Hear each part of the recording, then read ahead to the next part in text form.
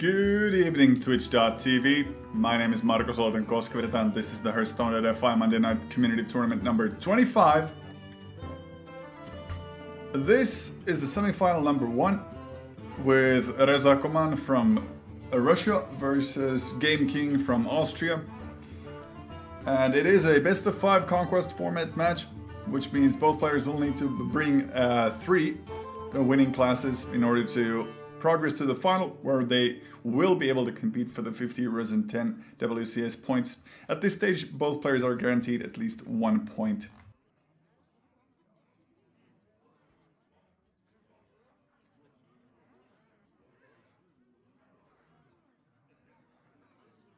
I'm answering one of the other semi-finalists. I'll also tell these players to start playing.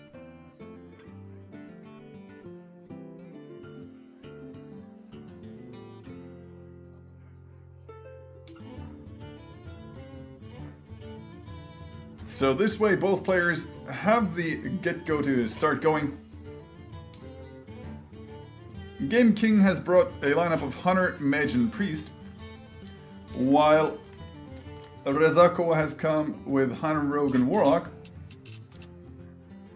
The prevalence of Hunter with both players in this format is not a surprise. Phase Hunter has been doing very well recently in tournaments. The other picks, I'm guessing it'll be a Mech Mage from GameKing, and the Priest is interesting. Priest is probably meant to counter the aggro decks. Rogue, Oil Rogue, more than likely, and Warlock can either be the very recently popular Demon Zoo or some other Zoo variant with the Ib gang bosses, or the traditional handlock. We'll have to wait and see which picks the players make. If Rezako starts with a Hunter, then GameKing should, in theory, start with a Priest or a Hunter of his own. And on the other side of the board, if GameKing goes with the Hunter, then he should pick... Rezakoman should pick... well, definitely not the Rogue. Depending on the Warlock, maybe the Warlock, but the Hunter versus Hunter matchup is actually quite fine.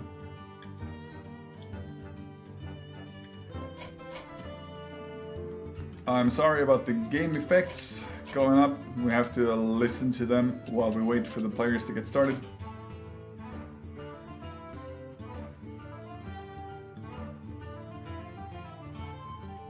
The tournament is enabled by the Finnish internet services and web services provider Fraktio. If you haven't heard of them, go check it out at Fraktio.fi. And we have the match going. We'll join on the side of GameKing.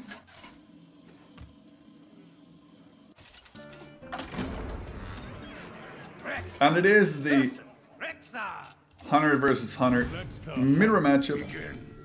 Interestingly enough, GameKing has got the Glaive Bazooka plus the Web Spinners. You usually only see Web Spinners in a mid-range Hunter, and the Glaive Bazooka is only an aggro Hunter.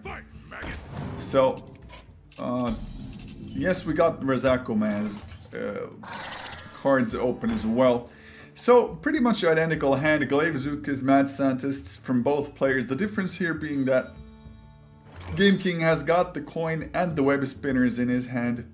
The Web Spinner will be able to trade effectively into the Abusive Sergeant. Other option would be to go ahead and pop out the Glaive Bazooka with the coin. It seems we're out of sync, so we'll have to redo this match.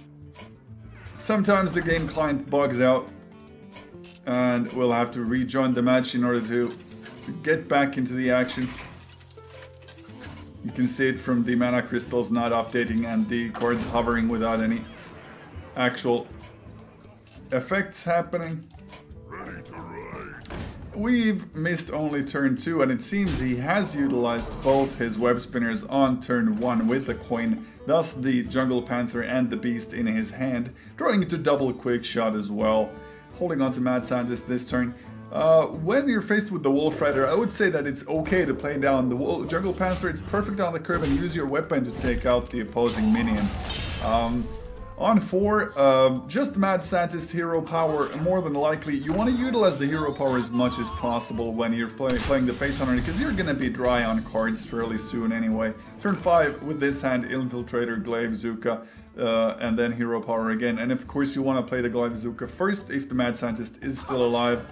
On this counter, turn 4, will be interesting to see if the Jungle Panther trades or go for Face. I would want it to go for Face, as he does. It does enable him, it does enable Rezakoman to use his Mad Scientist to trade into the 4-2, but since he buffed it with the Glaive Zuka, it's more than likely just gonna go for Face, and they're ending up racing each other for the maximum amount of damage inflicted. Both players realize that an explosive trap would be very, very useful, so had GameKing not drawn into his explosive trap, he might have actually traded his Mad Scientist for Rezakoman's Mad Scientist in order to activate that AoE, which will be able to swipe this whole board clean. And utilizing this kill command when you're guaranteed to get 5 damage out of it with this mana curve is interesting enough. He will be able to push out 8 damage on turn 6 with double quickshot hero power. And with that board significantly in his favor currently, he would have actually been able to deal lethal damage if not any of those minions were left alive. With this, there's 8 damage plus 1 from the Haunted Creeper, and that is just 1 off lethal for this turn. Now this will be a... oh! It's not an explosive trap, it's a freezing trap. Now this is next level thinking from Rezako, because of the fact that GameKing will 100% assume that's an explosive trap. Usually Face Hunters do not run freezing traps. They are fairly useless in a matchup like this. And since he drew into the Piloted Shredder, he's facing 4 damage on the board, plus 2 from the Steady Shot and 2 from this explosive trap, so to speak. So he does not want to proc it to go for Face, but on the other hand, this Haunted Creeper by itself does absolutely nothing. So you're basically forced to use these quick shots as clears against this Knife Juggler. What he doesn't know is that the Leroy Jenkins Rezakoman's hand, it makes it lethal anyway. And this Snake Trap on the board will do absolutely nothing. Rezak already knew and saw that it's a Snake Trap because he procced the trap from the Face, which was the explosive trap, and if it had been a freezing trap, it would have been procced first before the hit went off.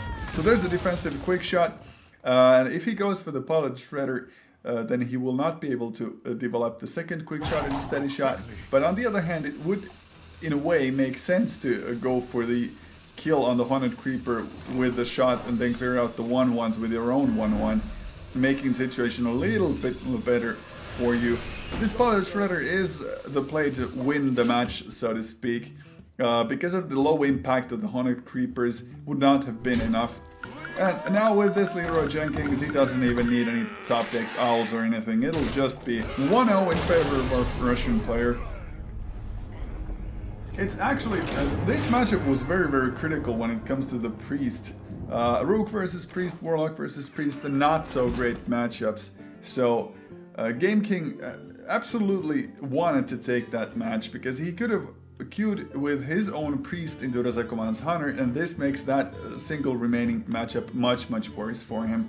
So Rezakoman having a small advantage to begin with here, as well as having won his first match. So that's quite a strong start. His next pick, more than likely, is gonna be the Warlock. I see going for the Rogue last, since the Rogue can have a hard time handling the Hunter and the Mage.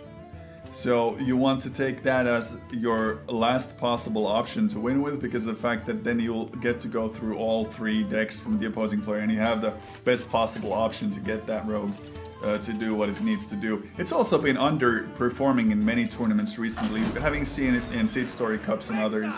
There we go. Oh, he actually picks to go for the Rogue. Well, I guess he figured that GameKing would not follow with his Hunter again. I wonder if we'll have to redo this, because we don't see Rezakoman's cards right now. This spectator bug was present in the German Seed Story Cup as well. Let's hope that it'll mend itself once Rezakoman's turn starts. Nope. Well, on the other hand, this does enable us to go for a switch of pace, and we will change sides to go and watch on Rezakoman's side of the board. Pouring a pre-game beverage. Have some lovely water myself. And it is a Old Rogue, like I suspected it to be. GameKing's hand is a bit clunky, and the Houndmaster also pretty much confirms that it is indeed a mid-range hunter with aggressive components in it. The Houndmaster, Snake Traps, and Loatheb, those are not something you would see in a regular face deck, so it's just a bit more of an aggressive version of a basic mid-range hunter. Rezakoman's hand, at the same time, is very, very top-heavy. There's really nothing to play on this turn number 2 right now. It's actually been passed over to GameKing. I don't think... Yep, any of his plays are not so great. The Leper Gnome in this situation is probably the best possible option. Just the hero power essentially does the same thing as playing the Leper Gnome, if the Leper Gnome stays alive for 1 turn, and it does have the Summoning Sickness, so... GameKing might be disconnected, I think. Because he did absolutely nothing that turn, did not even attack. So, DC'd. Let's check.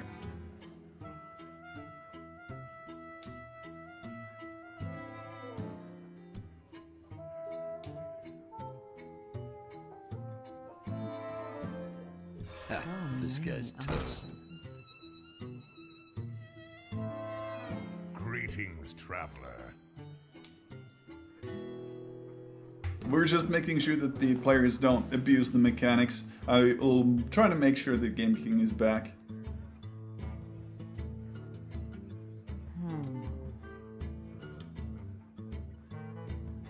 These are always, of course, unfortunate events. We'll have to make do and work around them. Choose soon.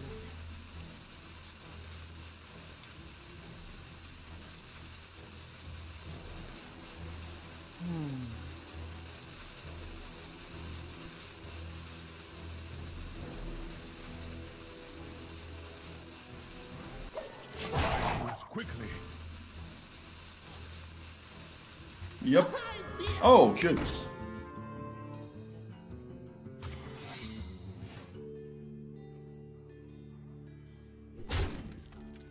He missed 1 turn there, so 2 damage missed from the attack on the Mad Scientist and a possible another 2 damage missed from the Steady Shot or from the Leper Gnome. So 4 damage altogether.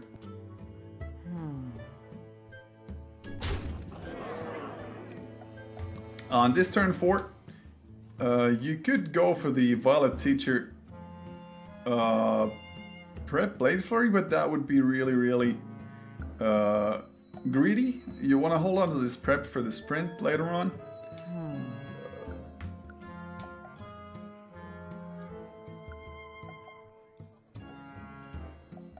Pay attention, class. And I think to just play out the Violet Teacher. Ah, he did do the Alt 4. That explains why he's back into it. Because I don't think that you can do that card back change anymore. It doesn't really signify much. It tells you that the client-server connection does work, but it's only partially working. So situations like this, the Alt F4 is the most reliable way to do it.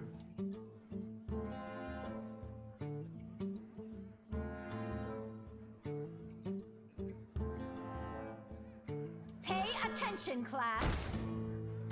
Going for the second Violet Teacher makes sure that at least one of them will be able to come back and generate those 1/1 spawns from the upcoming prep sprints. Interestingly enough, the Hunter opts to go for the race option, mainly because of the fact that Loatheb prevents the effective use of these Violet Teachers for this turn. Since he got the heal bot though, I don't think there's lethal yet. Let's see if that kill command top deck actually changed that. 5, 9, 11, 13, 18 left with 3 mana. 18 plus 3, 21. Nope, 3 off. If he had not top decked that antique heal bot for that turn, it would have been lethal for GameKing. Now he's actually forced to use his minions to trade with Rezakoman's board because of the fact that this is clearly a board where the Oil Rogue can push for lethal with just his minions alone. If he clears out 2 minions, then there will be 7 damage on the board, plus 2 if you combo at the SS7 agent, 9. Blade Flurry, if you renew this dagger, will push it to 10, so that still won't be enough. Unless you draw into something by utilizing a sprint or some sort of combo. Ah, with the Unleash the Hounds though, he will be able to push those minions down to that critical stage of 2 hit points or less.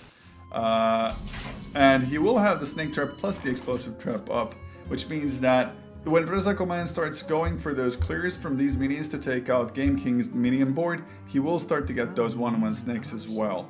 So it's a pretty good situation for GameKing. Pushing out 11 damage right now as the rogue is impossible, basically. You can try and grab something of value from the sprint, and those 1-1s from the double Violet Teachers if you trade your 3-2s out into the opposing side of the board first. But that's pretty much it when it comes to the spells. You can also go for the Azadrake, develop your board somewhat, have 1 minion that would be able to withstand the onslaught of that Explosive Trap. The Snake Trap has been triggered. No Fan of Knives right now. If you go for the Prep Sprint, you can actually draw into the Fan of Knives, and you would have the mana to cast it as well, taking out 4 of those minions, which would be great. More snakes will only proc 1 snake. Double Snake Trap is actually very interesting. You usually only ever run 1. This is definitely not your traditional rogue list. I'm sorry, hunter list.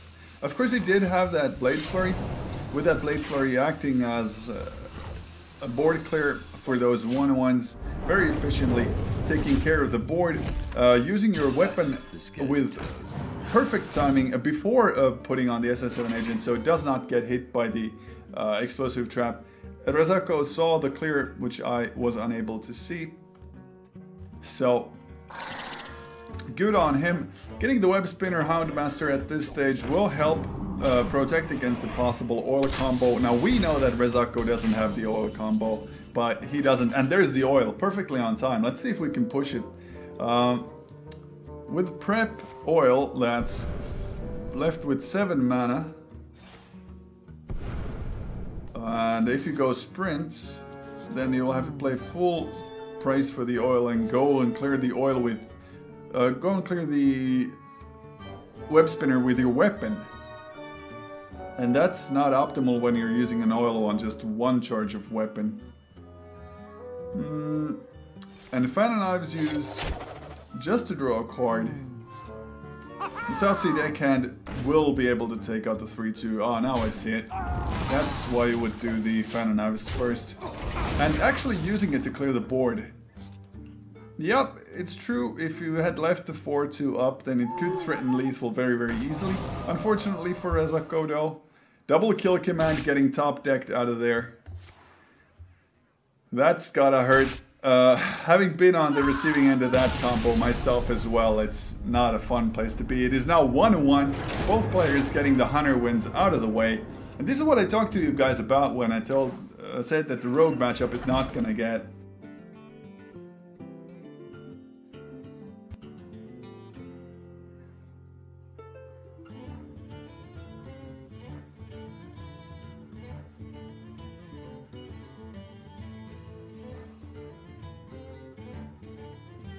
And this is a okay relog to do because I know it can mess up the UI.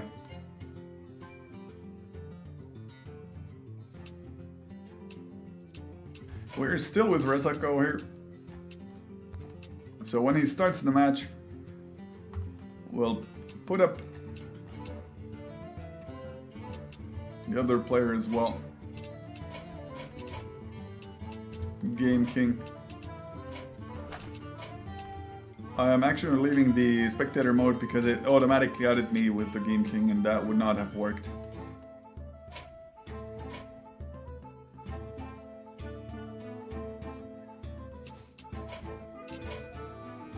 And hanging out in my menu while, yes, good, just bugged out and showing me that they were in match already. Of course, that is not the case, we're waiting for it.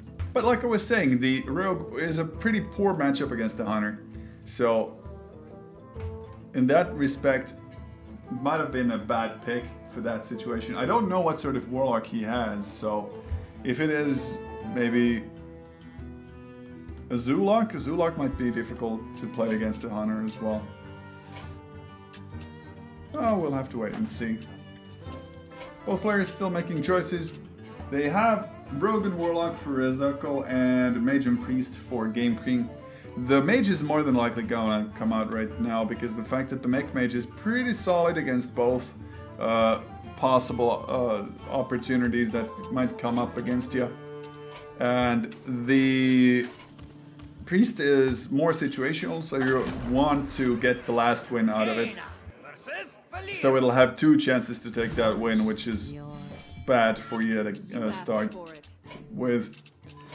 Adding Rezako's hand as well. That's a pretty good starting hand. I would consider maybe mulliganing one of those eviscerates out, but you are facing a Mech Mage. So those eviscerates will get value. Yeah, there we go. One of them will get taken out, keeping the Southsea Deadly Poison and getting the Acid Drake for the other eviscerate. That's a very, very nice start for a Rogue player. Even the prep, they're waiting for it to be useful later on. Turn 1, basic Cogmaster. Nothing too special about that. Probably gonna get the Mech Warper drop this turn. It'll enable your Cogmaster to do more damage, and then on turn 3 you can drop your Cogmaster number 2 with the hero power. It's looking fairly good. It's not the perfect curve. You don't want to be using your hero power at this stage as the Mech Mage. You're hoping for a 3 drop or, oh well, that'll work. 1 mana Snowjugger into a Cogmaster number 2. It will mean that the board will be fairly full. But this matchup is all about the aggression anyway, and that Snowjugger will be able to deny the Rogue from ever utilizing their knife 100% effectively. Instead of playing the Cogmaster for a potential 3 damage, he's actually using the hero power. Now this is a safe bet play. It plays around things like MC Tech, it plays around things like Blade Flurry combo, and it ends up paying up and being good value because of the fact that there was the AoE board clear, and with that board clear and this top deck Clockwork Gnome, you can actually make it so that you will still have the dominant presence on the board, even though the Rogue just cleared out 3 of your minions very efficiently. Now for Rezako, his options are a bit limited.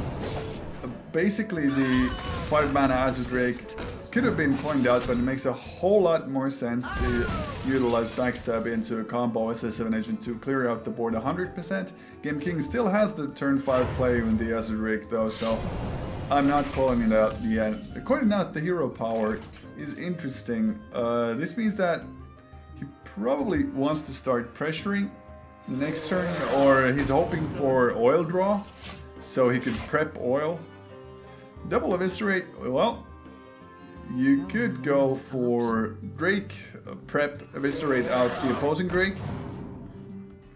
Yep, that's what's gonna happen. It's very efficient, clears the board 1 for 1, and you still get a significant advantage over the Mech Mage. The Mech Mage, when it loses a board presence and pressure, it starts to become much more difficult. This part of the Sky Golem will actually be a very relevant and very crucial part of that comeback mechanism because it has stickiness on the board. The only thing that would really wreck his day right now is if Rezakoman had his sap, and there are other saps right now in his hand. So that small risk of playing the Sky Golem is sort of paying off. But it seems that Rezako does have the aggression on his side, and GameKing is unable to handle this much pressure on the board. There's already 10 damage on the board by itself, and 1 from the knife. So it will be very, very difficult to turn this around.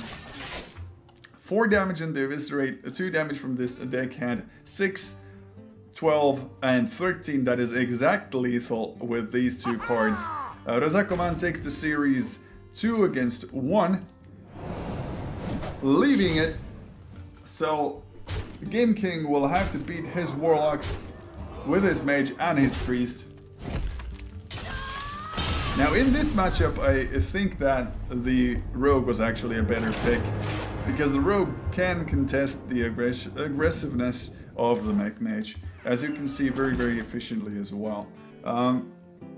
Once the Mech Mage lost the board presence, it was pretty much over at that stage. The Mech Mage deck basically wants to be the one putting on the pressure at all times.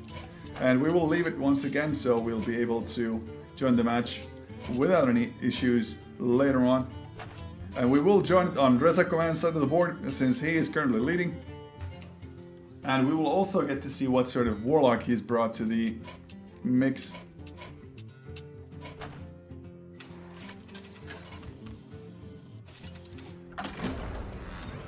Yep, the Mech Mage from GameKing. You asked for it.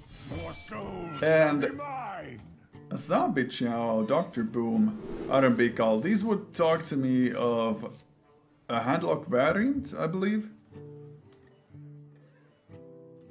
It's Demon Locks don't run Zombie Chow.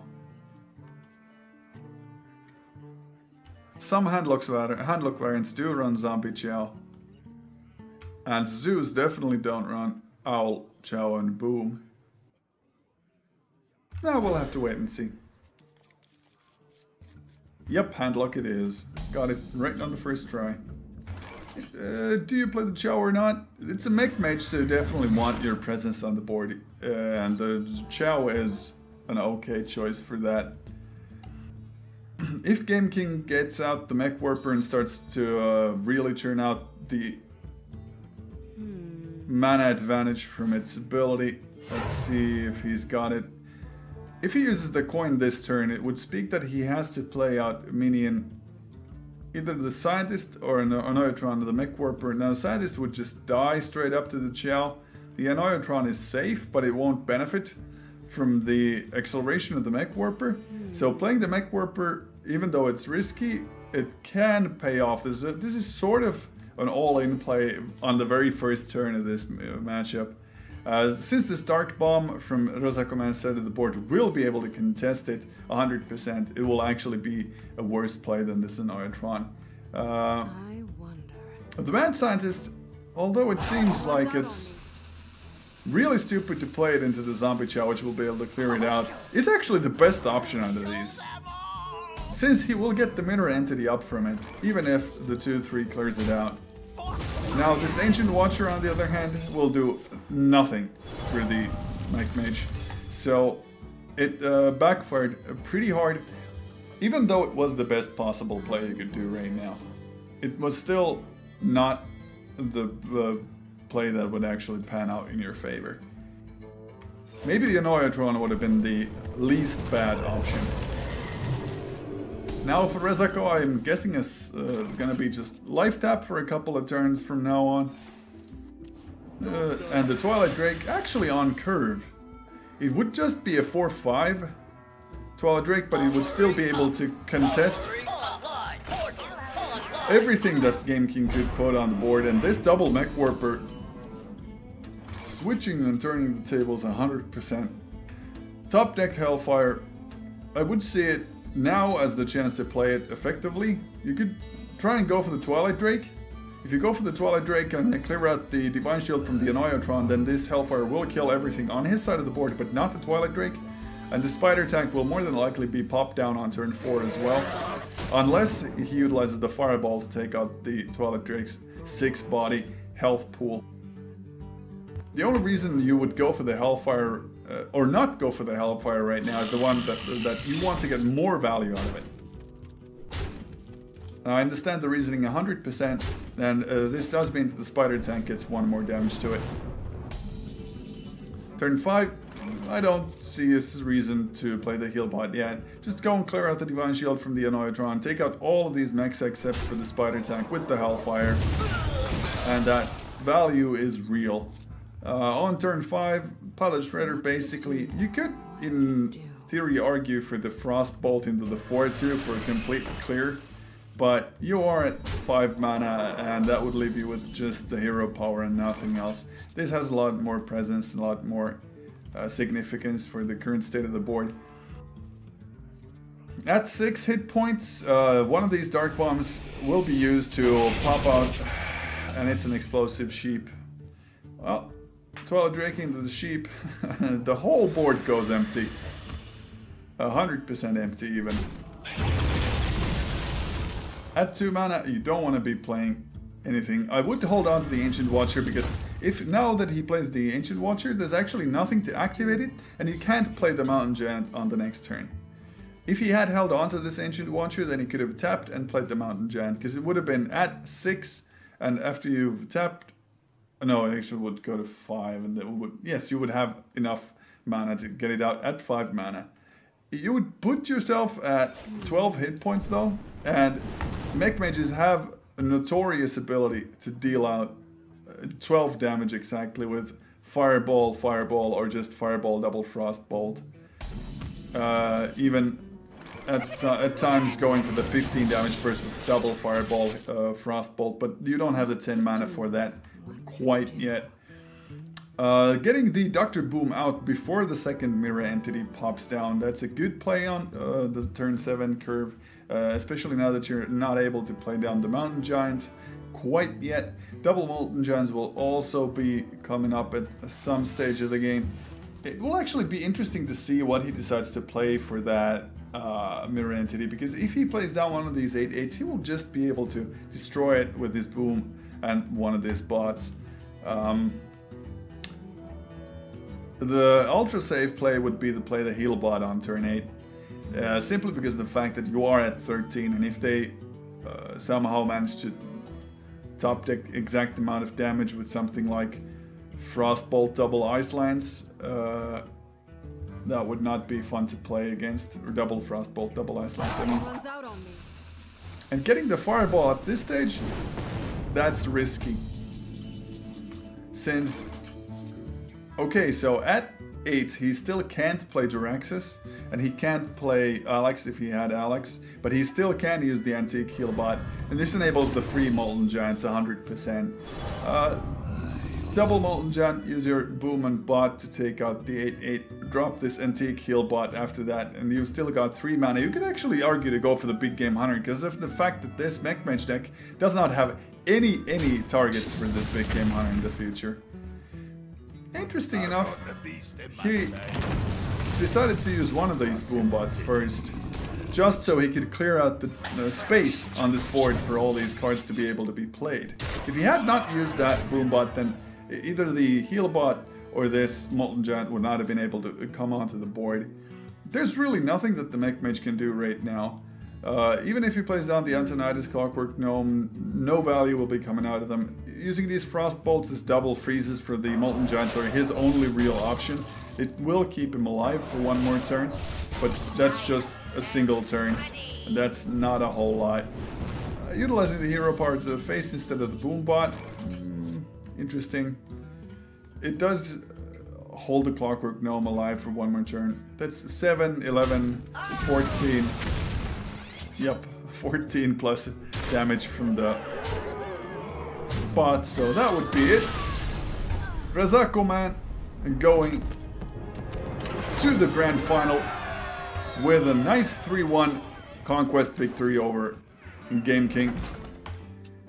We thank you for watching this one. Hope you'll stick around with us to semifinal number 2. We will get that started as soon as possible. Don't go anywhere.